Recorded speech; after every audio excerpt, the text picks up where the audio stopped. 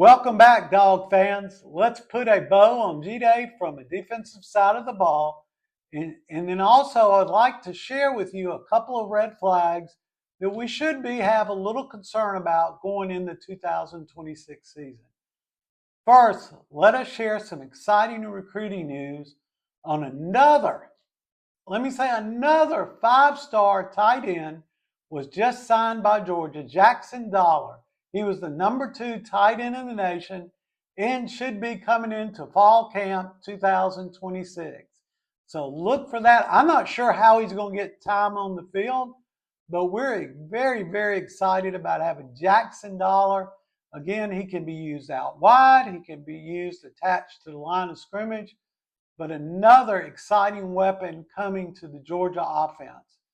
Also, for 2027, we got a commitment from running back who is a decommit from Penn State, Kemon Spell, the number 1 running back in the country. Again, that's 2027. A lot of turf to be going over before he actually gets to Georgia. We'll have to go through everybody else approaching him. But for right now, Kemon Spell is a commit to the University of Georgia. Before we move into our episode this week, let me take a moment and thank our sponsors, White & Choate Law Firm in Cartersville, Georgia. White & Choate is a full-service law firm that provides representation to local and national businesses and individual clients throughout the North Georgia and Metro Atlanta area. They specialize in helping personal injury victims and individuals seeking compensation for work-related accidents. I have personal knowledge of the great work that they do at White & Choate and some of the settlements and great deals they get for people. It is worth your time to pick up the phone and call White & Choate. Go see Harry, Jay, or Lottie, who are all damn good dogs for all your legal needs to maximize your opportunity and minimize your risk. Let's start putting a bow on 2026 G-Day. Let's focus on the defensive side of the ball. We've already done a recap of the offense, so let's talk a little bit about the defense. 3 words that's going to describe our defense in 2026. That's depth, physicality, and speed. Again, let me say that again. Depth, physicality, and speed. We have over 70% of our defensive production returning in 2026 from 2025. That is huge. That'll be the number 1 defense returning in 2026 from a production standpoint. In G-Day, if we didn't see anything else, we saw how dominant, how physical, and the speed of our defense on the field, on display for G-Day. And just to remind you, that's with several key defensive players out. We were missing Amarius Williams, who's going to unfortunately be out for the year with the ACL torn. Ellis Robinson IV was out with a leg injury. No problem, he'll be back for fall. Jordan Hall out with that knee injury from last November. He should be good to go for fall. A little bit of question mark of whether he'll be back for the first 2 games. Raylan Wilson was out with a knee injury, our dynamic, one of our top 4 inside linebackers, but he will be back for fall. DeMello Jones, our shutdown corner, out with a slight hamstring. He'll be back. Gabe Harris, who was getting us a lot of great push in that 3 technique on the defensive line, Gabe will be back for fall. Zayden Walker, another one of those huge inside linebackers that'll be rotating. Gentry Williams had a defensive back out with a shoulder injury. No problem. He'll be back and be competing for that nickel cornerback slot. And then Kyron Jones was out with an ankle injury. Again, thank you to 24/7 Sports for those injury. Okay, on defense, who stood out for us? Let's start with the front 7, who was very physical and had a lot of depth, even with the injuries.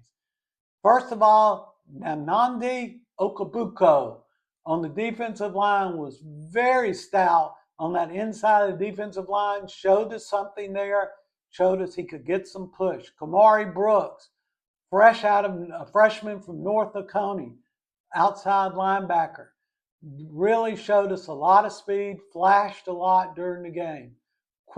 Quintavious Johnson, Q, again, we know Q. We know him from last year. Ton of physicality, will lay the wood to you. Elijah Littlejohn, an inside linebacker, name you may not hear a lot, probably will not be in the 4 rotating, but showed a lot of improvement in skill this spring. Nick Abrams, inside linebacker, again, a freshman, probably won't make the 4 rotation, but Nick Abrams was very, very impressive, and no doubt will him and Elijah both be utilized in special packages. And then finally, Chase Litton off the edge was showed a lot of skill and improvement, and what should help our defensive edge pass rushing, which we need to get that quarterback down. Again, the front seven's main job, number 1, stop the run. If we stop the run, we can pull the cornerbacks up and go 2 high safety. We can shut down all this short passing for 8, 10, 12 yards that we got cut like paper cuts last year during games. So I was very impressed with the front 7 for Georgia. The secondary showed a lot of promise also. Braylon Conley and redshirt freshman Jonte Gilbert looked ready to play to me at the cornerbacks. Of course, we've got 2 probably all-American cornerbacks to shut down, but you never have enough cornerbacks to rotate in and out in this college football game era where passing is so dominant. So a lot of promise from Braylon Conley and Jonte Gilbert.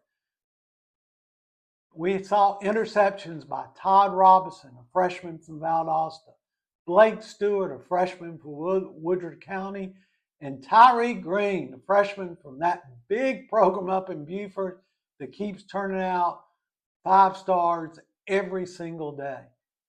Todd Robinson led the team with 8 tackles, showing how he could come up and make tackles at the corner in the secondary position.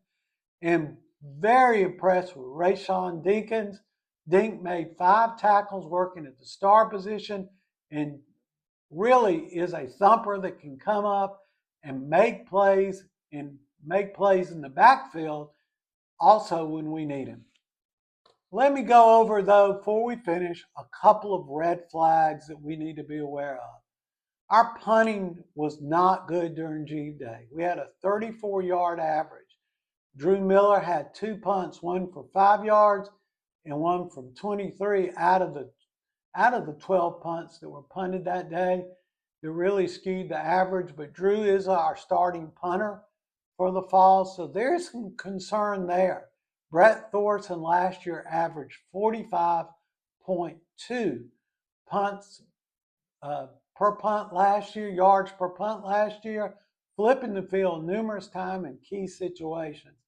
This will affect how Kirby and Bobo will approach 3rd and 4th down if we don't see that corrected. The word is that we did not see those types of punts during practices, but we did see them during G-Day. We can't unsee that. The second red flag I saw was 3rd down conversions. We only converted 6 out of 15 or 40% conversions. Not too big of a concern because you will not run the ball much in these G-Day games to avoid injuries in the big piles like you would on 2nd and medium or 3rd and short. So that may contribute to a little of it.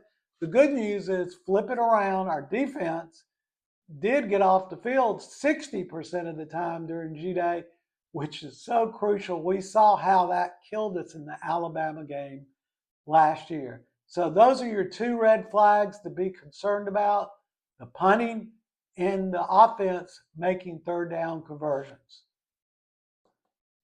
To close up, we have a lot to be excited coming off the spring 2026 football practices and campaigns.